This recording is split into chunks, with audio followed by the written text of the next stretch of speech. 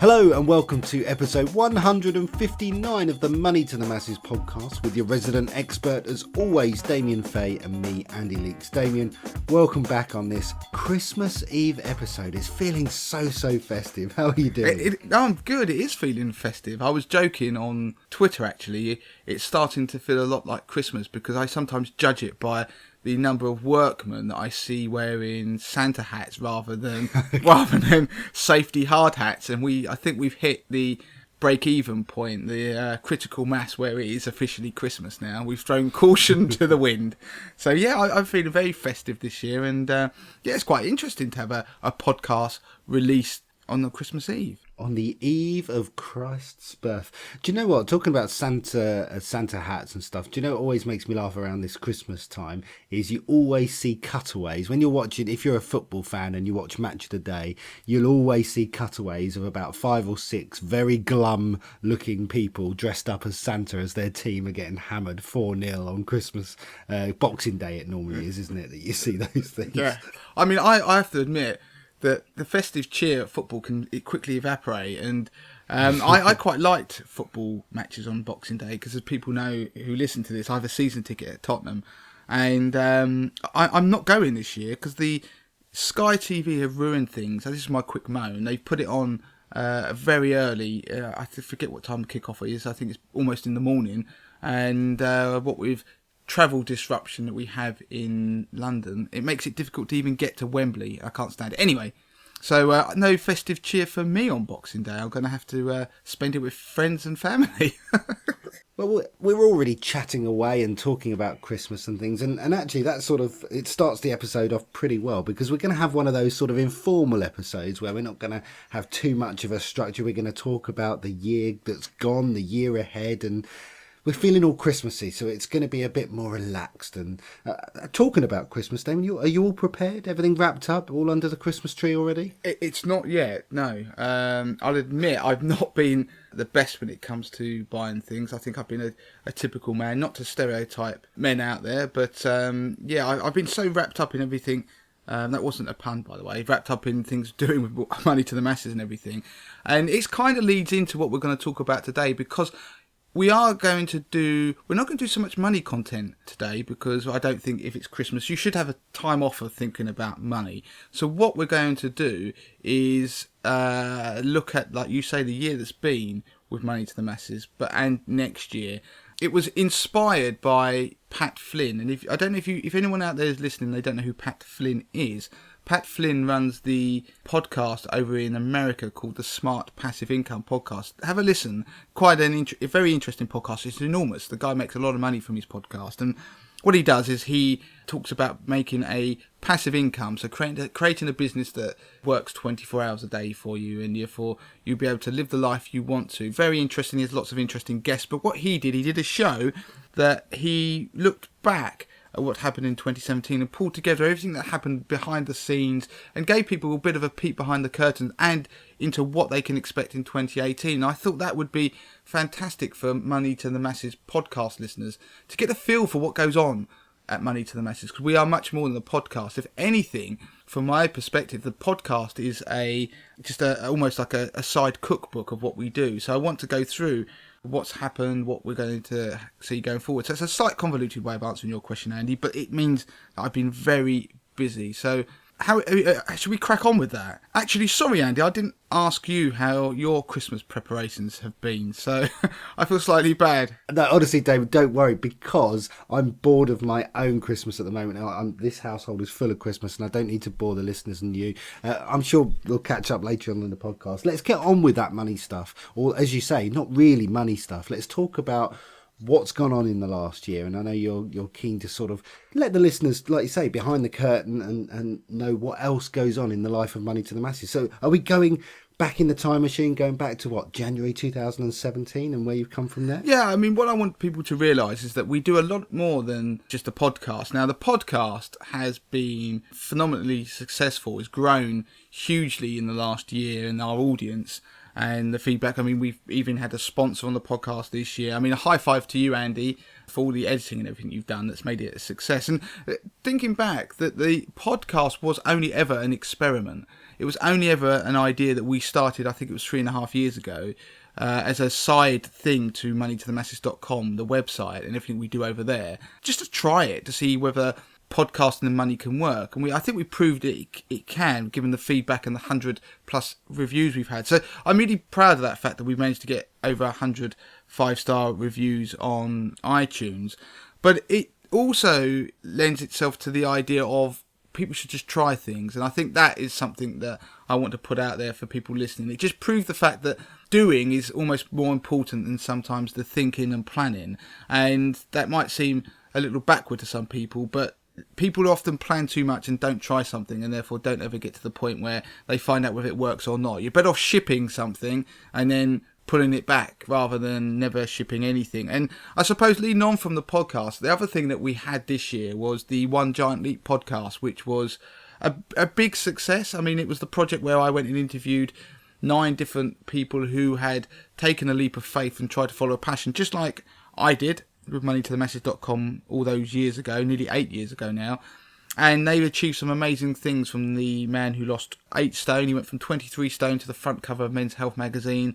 The lady who took her knowledge in advertising and created a charity that managed to clothe the homeless in London and even San Francisco. There's a whole range of amazing people on there. Even the person who created the free postcode lottery, which most people will know about, in his lunch hour. So we moved into an area about making money more, not investing, talking about inspiring people to change their lives. So that was a big plus point for us in Money to the Masses, and it really marked something of a, not a deviation, but a venture into something slightly different that was more about inspiring entrepreneurism. If I said that correctly, I hate that word. Basically being slightly entrepreneurial. And we're going to pick up that theme in 2018. I know a lot of you have said, where is the One Giant Leap podcast second series? You promised it, who's going to be on it? But there's been lots going on behind the scenes, and it will come back in 2018. So you can look forward to that. I mean, the other thing I wanted to point out is that the podcast has enabled us to do some really interesting things as well. I've been out doing various talks to employers. I did them in places like Brighton, in London, and that was via Penguin Book Publishers. So, you know, people who produce lots of the books you know and love, they then got me in as their money expert to go around and do talks, and that was really interesting. And ultimately that was how I ended up meeting will.i.am, of all people. That came not via that particular experience, but again, being out talking to people and being seen as somebody who talks about money matters, not just write about them. So that was 2017 was quite exciting for the podcast, and the One Giant Leap was slightly left field. But I'm conscious I'm doing all the talking, Andy, but there's something that I'm not sure you know yet. On the One Giant Leap podcast, one of the things that one of the stories I just mentioned was the lady, Scarlett was her name, incredible young woman who created this charity whereby people could actually not donate money, but use that money and buy items of clothing that were distributed directly to the homeless people. We talked about it on last week's podcast, crackencider.com, and I'm going to talk about it now. But one of the things about moneytothemasses.com, the whole website, the ethos of what we do, was I wanted to turn the world of finance upside down and try and reform it by giving away knowledge and expertise for free, and prove that you could do that and actually turn it into a viable business. But that wasn't the reason that I ever started. It wasn't to do anything to do with trying to make money or support myself. I did it for 4 years as a pastime in the evenings, as a second job. So it's a real thing about, if you will follow a passion for free, it's a good grounding for trying to do something as a business or change your lifestyle. But one of the things I wanted to be able to do was try and support other ideas, and being able to obviously support myself and feed my family, but be able to do something the world of finance didn't do. So one of the things we're just sorting out with Crack Insider is actually being able to provide warm clothing, which is principally going to be sets of hats, gloves and socks, which apparently is one of the most under-donated items for homeless people, but much needed in the winter. Going to be able to try and fund to have 300 homeless people receive those items. So wow. I'm very proud of that fact. I don't think people should talk about their charitable things. It's one of those weird things, but the reason I mention it is because I'm very proud of the fact that it was something that's always been something I want to do to help. Inequality is one of the big things that drives me in anything with money. I can't stand the fact that you have the exclusivity of the city and they hide what they know, and you have to pay them for them to even deem you worthy of their attention, let alone their advice. So I love the idea, the sort of full circle of doing something, but be able to support charities that can make a difference. And Crohn's research is one of the things we've also looked to support, because obviously Crohn's has affected me personally for many years, and I've managed to do this through the bouts of Crohn's flaring up. So that's been a real boost, and something I am particularly proud of, above all the things we do on Money to the Masses, but to be able to help somebody else, because we need people like Scarlett out there being supported and doing what they do. Do you know what, Damien? I think that's totally amazing, and I know what you're saying about feeling slightly uncomfortable about talking about things, but the thing is, you've built up a business from scratch, and you're now looking at the next thing, and the fact that you don't want to be one of these sort of fat cats, and just the fact that the whole purpose of what you set up at Money to the Masses was the fact that you wanted to give back to the masses. You were fed up of making rich people richer, so that in itself was morally, such a brave decision, and something that you wanted to do. And then taking that now to the next step, where you want to see if you can help other people that obviously can't necessarily heed your advice on the money side of things, because they genuinely haven't got the money. So what else can you do to help? Do you know what? I think that's brilliant. And this is the perfect episode to get that kind of stuff out. Will you be sort of giving us updates as to, like I say, I know you're not necessarily comfortable in talking about it, but I want to hear what's going on and what the feedback has been, and what's happening sort of next year. And yeah, well, we will try to. I mean, I like you say. I mean, I don't do this to get rich. Trust me, I've got holes in my clothes. I mean, I live in a terraced house. So my wife is. I'm worse off now than I ever was before I actually started Money to the Masses. So it's really about trying to change the world and inspire people, and inspire kids as well, because one of the other things we managed to do this year was talk in schools, and we talked in schools about the power of words. They had a weekend where they talk about words and jobs, and we did a whole thing for primary school kids to try and help them understand the power of your words that can actually empower you to change your life, other people's life, and to have a lifestyle you want. And you don't have to, with the power of the internet, you don't have to accept your lot in life. And all of this wrapped up is something that is bubbling under in our themes and our thinking. That is, when we sit down and strategize about where we're going, then that starts to feed into that. So it's great to be able to talk about it, because people can see where we're going. I mean, one of the other things that we, just to quickly mention, is that we obviously moved into brand new offices. We spent the whole time in the last sort of 6 years, certainly at the beginning it was just me, working in coffee shops when we started this thing in Leadenhall Market as an idea over a cup of coffee.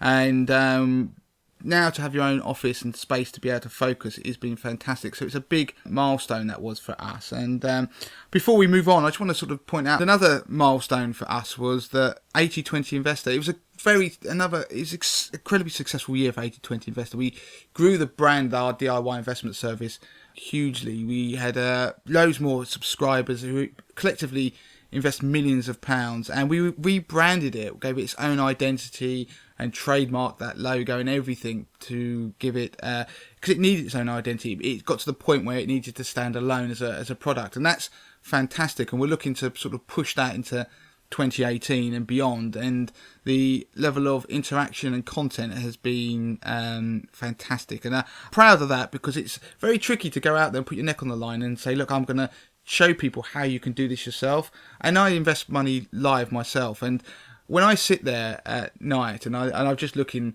recently, like we were talking about the Santa Rally the other week, and I talk about research that we do, and it's quite a bit to sit there and actually comment on this, because you put yourself out there and people can quite easily turn around and just go, yeah, you got that wrong, what do you know?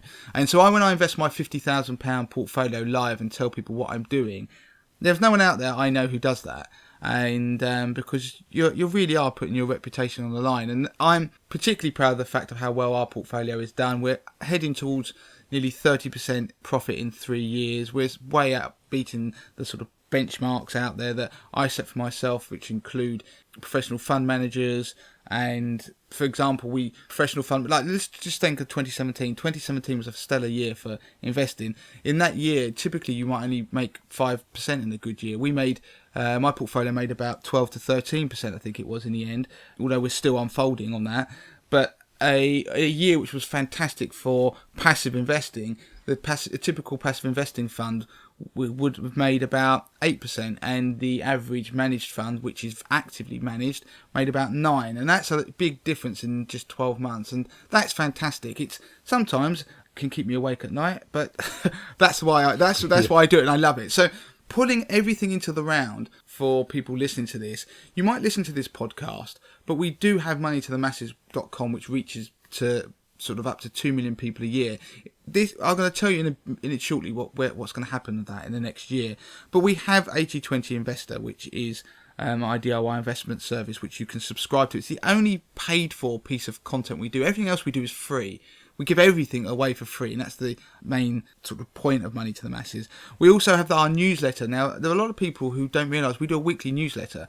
If you would like to know everything you should ever worry about, have the money stories that affect you sent to you in a very simple, straightforward newsletter, which has about 30 links a week, a roundup of all the money sections of all the national newspapers at 10 a.m. every Sunday, that's curated.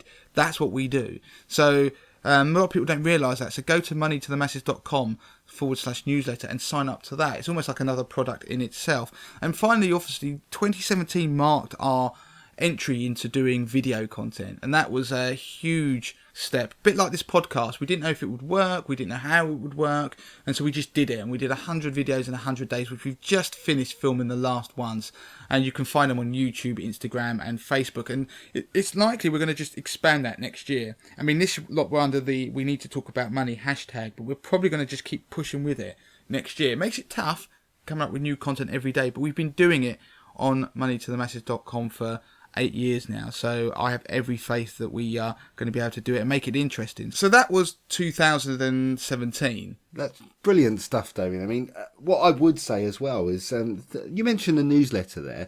A lot of other people that produce newsletters, really the whole idea of it is to get a lot of people to sign up so that then, you know, you can chuck a load of adverts and everything else at them. You don't do that. It's all specific content that's relatable, and, you know, the links are direct and they take you straight through to where the news is being broadcast from. So I really would recommend to our listeners to get on there and sign up to Damien's newsletter. It's really, really interesting stuff, and it's just there every Sunday morning. You don't even have to read it if you don't want, but if you're in a mood to get through it, I do it every week. I open it up, I see what's in there, I pick through 3 or 4 stories, 3 or 4 bits of content that I think sort of, you know, interest me and my family, and I think is invaluable. How would people sign up to that? What's the easiest way for someone to get onto that newsletter? It is moneytothemasses.com/newsletter. If they go there, they can just sign up, because we break it into sections. So there's a section on, say, money tips, bills. There's a section on investing. There's a section on news stories relating to, say, property, to savings.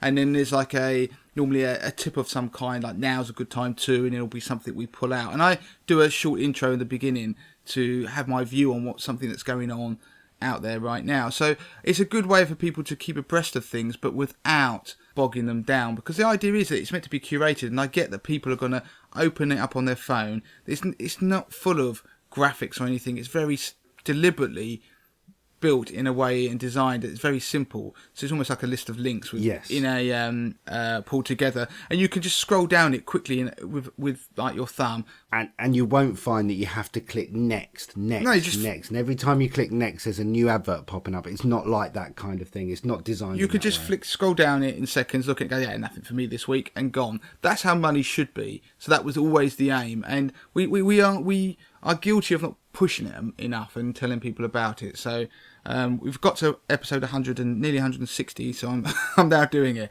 Right. Yeah, you've done well. Good. So that was 2017. So are we going to talk 2018, the exciting stuff that's coming up next year? Yeah, I mean, for people who are following what we do, 2018 is going to be... We've got a lot of plans. We've been behind the scenes spend a lot of time and money trying to improve what we do. And one of the big things we're going to have is relevancy. And it's a word that is central to a lot of the planning we want to do. If you think about it, what happens, you go and read money stuff and it may be, or you get communications from sites and it's not necessarily relevant. What we want to do is give people relevant content. So if you're into investing, then you're going to get communications that are related to investing. If you don't care less about mortgages, you're not going to get anything to do with mortgages.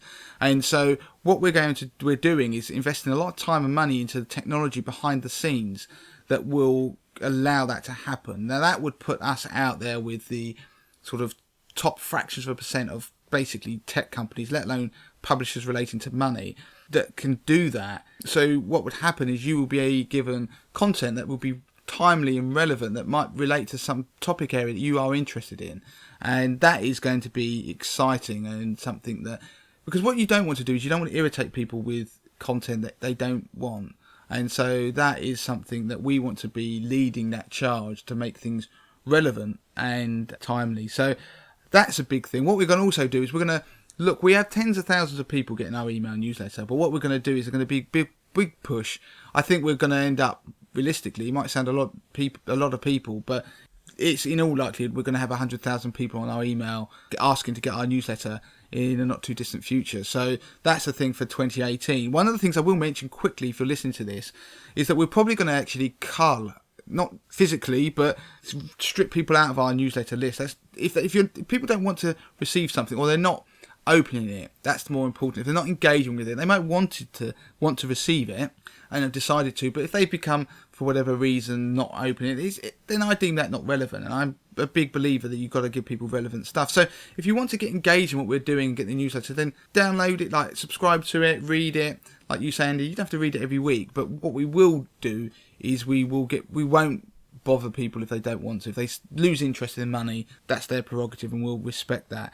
We just want to make sure people read it, but not irritate. Do you know what? That's a really interesting and brave thing to do, because you've already talked about an ambitious goal there in terms of, getting the numbers up of the subscribers, north of 100,000. But at the same time, you also want to do a bit of a cull for the right reasons. Basically, the people who don't necessarily engage with it anymore, you want to cut those out of the loop. So that's really, a really ambitious goal to move the numbers north, but also take away the dead wood as such as well. So, yeah, that's a really ambitious goal. There are a lot of companies out there that actually wouldn't care too much about the people that aren't opening it, and they just want to look to the top numbers, because then they can use those numbers and pitch them to other people and say, look, aren't we great? But actually, when you delve into the numbers, how many people are actually looking at this content? Yeah, well, that's what happens at Money Saving Expert. I'm not poo-pooing what they do, but they have they cite 12 million people or whatever it is that open it. But then when you look beneath the numbers, they admit that a massive chunk of those don't actually open the email. Well, that, to me, they're not on your email list, are they, really? So you want to give people, we're trying to give people a service, we're trying to give people something they like, and to do that, you don't want everybody on it. You want people to, you can tailor it, you can see what they want to read, and that we're going to have that ability. We're going to end up on the podcast, we're going to keep pushing what we do on the podcast. We're not going to change anything radically. We've responded to individual reviews. We want to get our review numbers up as ever. We responded. We lost the American voice. We probably chit-chatted a little bit less at the beginning. That is something that's going to keep progressing, and the podcast is going to be largely unchanged, which will probably be good news for people listening to it. The One Giant Leap series will be back, like I said.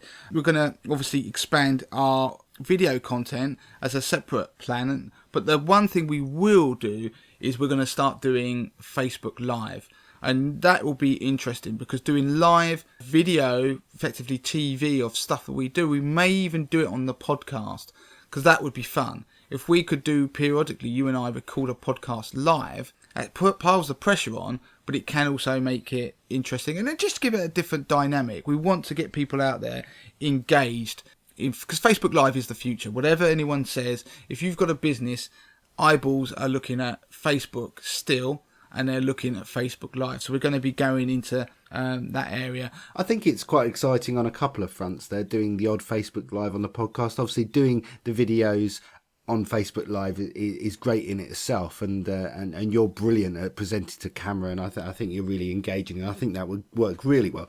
But on the podcast side of things, like you say, we wouldn't necessarily do it every week, but it's kind of gives two really good purposes. One, it gives listeners, if they want it, a little bit of insight into what goes on and how we build a podcast, because some people are interested in the mechanics of these kind of things. But secondly, it's that interactivity. The listeners can actually interact and ask questions and actually question certain points, because the comments pop up on screen as we're doing it. So that'll be an interesting element, almost like a live Q&A. That'd be brilliant. I'd still love to do something like that. So that is a possibility. To get in touch if that intrigues you. On the website, I mean, we're going to just continue to push and try and dominate the world of money from an independent standpoint. So you think the publishers out there that get a lot of the traffic and a lot of notice are the mainstream publishers, so Telegraph, Daily Mail, but people might not realise that we actually compete very keenly with those people when it comes to content that's written. So I'll give you people example. If you go and Google now, get your phones out, go and Google when will interest rates go up. If you do that, you will probably find there's a ridiculous number, 100 million results on Google. Money to the Masses and my views on that and roundup of what the market's doing is number 2. We compete and outcompete some of the biggest publishers in the land. That is what we're going to keep trying to pursue, to become the number 1 voice of money in the UK. And there are lots of other terms you can search where we rank so highly on Google from a pure organic SEO perspective. Now, what we want to do is we're going to be increasing our output in the next year, because obviously I write a lot of the content. There are 1 or 2 others that occasionally I allow to write the odd piece, but it's very controlled because it's my voice and we have a particular style, and the way our content is written is very different to other people's. We're very much problem solving that focused, but we are going to increase our output, and there are going to be various mechanisms which we might use to do that, which could include getting some top journalists and writers to come on board for certain pieces, which will be interesting. We're going to expand the tools we create. We had a real focus in 2017 on building tools. We've got a tool that will show you how much you need to save for retirement. We've got the same tool can show you how much you're likely to have in retirement, what it might look like, give you an asset allocation, for example, for investing. We've got a whole range of tools we've started to build. Inheritance tax calculator is another one. We're going to expand that, and they're free. We want to give them free, and that is going to cost, again, time and money, but it's something that I think people want and will set us apart from everybody else. So that is where the website is going. I mentioned the office, and one of the big things, I'm going to share pictures when we come into 2018. Now, it might sound bizarre, it might sound amazing to some people, but one of the things that you will find when you build a business or you do anything is there is an incredible imposter syndrome that comes about every now and then. You know, something, also motivation to keep doing what you're doing. You will always get criticism for what you do. Normally it's from people who are jealous. I mean, the IFAs in this world love to occasionally try and snipe at me, but quite readily get shot down. But the feedback that we get is amazing, and it's so motivating to know that you touch people, change their lives, and actually just enjoy what we do, and it makes a difference.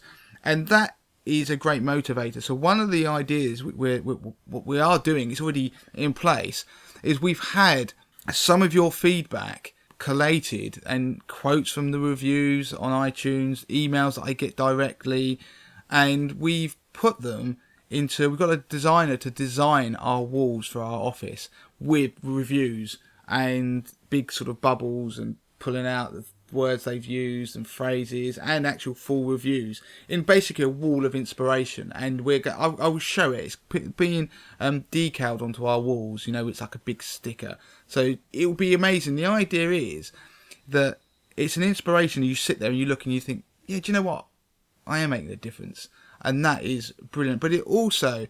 So is that like, was the mindset there to sort of help with that imposter syndrome type feeling? And if ever you sort of feel that you're sort of slipping away from that or having a lack of confidence, that wall sort of pulls you back in and gives you that motivation and drive to crack on? Yeah, it is partly that, because that's what happens when you do... If you put yourself out there really trying to change things and be somebody who is pushing boundaries, there is always going to be elements where you have to look over your shoulder, but it's like trying to be like you see someone running a marathon way out in front. He's always sort of checking he's still winning or that things are going right. It's that element, but it's also to motivate yourself to go, do you know what? This is great what we're doing. This is why we're doing it. And it also helps to realign you to remember why you do something, why you do it. This is why I do it. And when you're sitting there having discussions and meetings and making decisions based upon where the future of what we do lies, it's a great thing that pulls you back visibly. Do you know what? That's why we do it. That's why we do it. So I'm looking forward to that because, like I said before, we do this and it's not about getting rich or anything. We're not. And it's about making a difference. So that's going to be brilliant. And we also like to look to expand some of the charitable stuff we will do. So 2018 is going to be wonderfully exciting. There's a lot of strategy and ideas going behind the scenes. And I would love people who listen to this podcast who have enjoyed this episode in any way or anything we do to send in their thoughts on what we should do, where we should go, what they wish we did. And so I'd love it if you made this, or I'd love it if you talked about this, or I'd love it. Do you know what I mean? These are the things that we see and go, do you know what? This can't be done, or it shouldn't be done, or no one's doing this. Why can't we? And it's that question of why that we like. And it leads on to a final thing that is something that is, I'm going to just leave out there for people to ponder, that where we are, what we do is very deliberate, the way we publish stuff, and we help people and they can go and make their own decisions. And as such, what we do, we're not regulated deliberately, and we are probably the only company that I've ever known that operates in an unregulated capacity in the world of money that has carried out an independent audit of everything we do to make sure we don't need to be regulated. And basically, when you think of regulation, that means giving financial advice or something similar, or producing a financial product that you sell. And so what we're doing is we're transforming the world of money. We're trying to reform it. But there comes a point where you look at what we're doing over in our space, which we are really pushing forward with, that you almost look over at the space that is in the city, in the regulated environment, and you sit there and think that, well, is there a way which we could improve that? And I don't know what that will be yet, and I don't know whether how that will pan out, but I'm just putting it out there that perhaps due to demand, perhaps due to just looking at what's going on in the regulated environment over there, that we're observing it, and we're seeing and we're pondering how we can make a difference in that space and improve it. So it's just in the background. That probably won't be something for 2018, but it's certainly something that's informing our decisions going forward. And it's just something that is, again, interesting because we want to make a difference, not just in the space that we operate, in terms of we want to reform the whole world of money in the city, and that may be part of that. It's certainly something that we've got to be mindful of. So yeah, that's 2018, Andy. I mean, I hope people enjoyed it, knowing where we are, where we're going, what our plans are, and that, yeah, the enthusiasm is still there. I mean, after almost 8 years. And one thing I would say to people, if you're ever going to do anything and try and run your own business, follow your own passion, I think the day that you worry is the day where you run out of ideas, and it's the one thing that isn't likely to happen at Money to the Masses just yet. We've got so many things that we want to do, it's just getting all the time and capacity to do them. So it's exciting times. Fantastic stuff. I've really enjoyed this episode. As much as we talk regularly outside of the pod and stuff, there's a lot of stuff there that you've mentioned today that we wouldn't necessarily talk about just in passing and stuff. So I've learnt a lot today, and it's good to know that things are exciting going forward for 2018. And I suppose it leaves us to say, before we sort of finish up on the year really, and on the podcast that we've had, to wish our dear listeners a fantastic Christmas and New Year. And I was thinking maybe it would be quite nice for people to get in touch with their quirkiest or strangest, Christmas gift that they've received, something fun for the Christmas period in New Year. Do you know what? My weirdest present that we had last year, my daughter, she's 6 years old, and she was given a yodeling flamingo last year. Now, I don't know much about flamingos, but I'm pretty sure they're not from the area where yodeling is popular. Is it Switzerland? Yeah, but do you know what, Andy? I didn't even realise yodeling flamingos were a thing. Maybe that was the Christmas present of last year. That was the top one that we just didn't realise. But yeah, I mean, if she had been an adult, she probably would have turned around and done that thing. Oh, a yodeling flamingo, just what I wanted. Whereas it's bizarre. Do you know what? It has been used quite a lot over the year. Just almost when visitors come round, we just kind of want to show it to them as like this random toy that was given. So the batteries are starting to run out, and now it's got this really creepy sort of yodeling sound to it, where it sounds more like Yoda than than a yodeling. So have you had any weird, random, sort of strange presents in the last year or so? Well, I don't want to say they're necessarily weird or unusual. I think the word weird or unusual could be applied possibly to me, and I had one of those instances today, because our office is it's a lovely. We love our office, and it's a building that has other companies in there as well, and so it's run by and managed by a firm, and they came bursting into our office today, and they're really lovely ladies, and presented me with a box of Quality Street and mulled wine.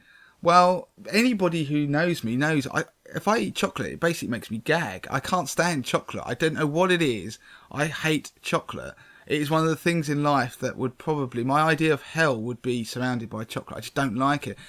And then I don't like mulled wine. And so therefore, it was like the one thing she got... and I just sort of thought... And that's so ungrateful of me, and I know. So I brought it home for my wife and took the plaudits. And...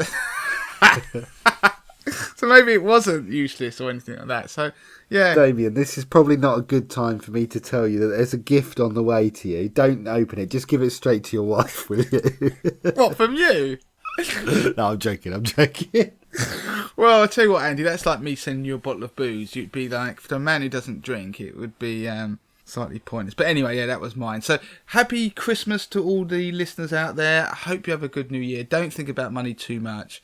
We'll be back on the first weekend of January. We won't have a podcast next week in the new year. We'll be too busy sitting indoors with our children, not out drinking. So there you go. So happy New Year and a good Christmas. That's it. I think it's about the 6th of January that we'll be back. And Damien mentioned a couple of times throughout the podcast there to get in touch if you've got any feedback. I suppose we'd best do the correct thing, the admin, at the end of the podcast. To get in touch with Damien, as always, it's on Twitter. It's a great way to get in touch. It's at Money to the Masses with a number 2, or if you've got some lengthier feedback or something that you don't necessarily want to share publicly, get in touch with Damien. You can. It's Damien at moneytothemasses.com or podcast at moneytothemasses.com. Let you into a little secret there, they all come through to us.